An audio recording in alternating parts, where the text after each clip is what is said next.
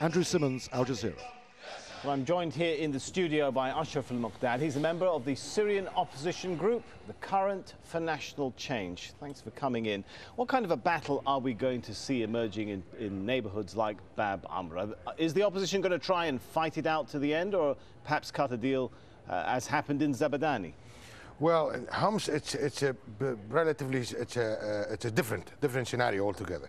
It's really the HQ, isn't it, for the opposition uprising? And Assad, what he's been doing for the last 10 days, it's annihilation. Put it this way: for the first day when he attacked Khalidiyya, within a minute. He murdered and maimed 5% of the entire population of 40,000. The 358 people died immediately. There's 1,200 people were injured in that particular and that bombardment. So Assad is not interested in anything else except he want to subdue this in Homs. So he's not listening to any humanitarian calls for the international community. He's not even worried about the international community. Obviously, he's got the backup of the Russian. Obviously, after the visit of the foreign minister, the Russian foreign minister, and the international community, unless they do some concrete and a threat of real power, of real military action, this is not going to stop. Okay, well, what is the opposition strategy here? Are they trying to broaden the conflict to other areas? We've had an assassination in Damascus. Before that, we've had attacks in Aleppo, haven't we? Yeah. See, can I be brutally honest with you? All this efforts for the opposition on the ground in entire Syria, it's not coordinated efforts. I mean, every city, every neighborhood does its own what it think appropriate.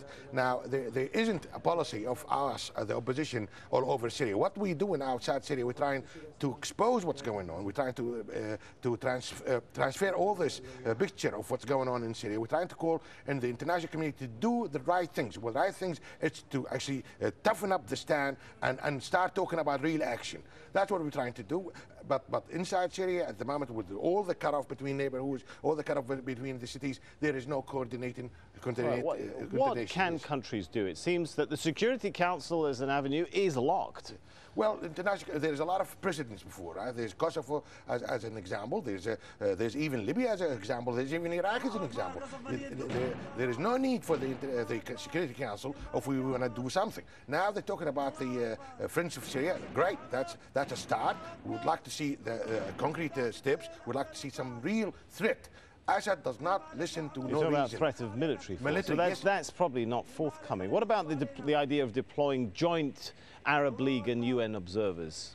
Well, here we go. We're going to go back to the bazaar of diplomatic initiative and negotiation and haggling with the Syrian with the Assad. So we don't want to go that anymore. Again. What we need now, if the international community is not willing to help us military, then let us arm ourselves. We're capable to take off this regime, but we need the help. You can't. What are they doing? They're not giving us anything. They're not helping us, even medically. They're not helping us now, humanitarian. And they just what we hear only statements. We need real action. Okay, thanks so much, Ashraf al-Muqdad. You can get more on that topic as well.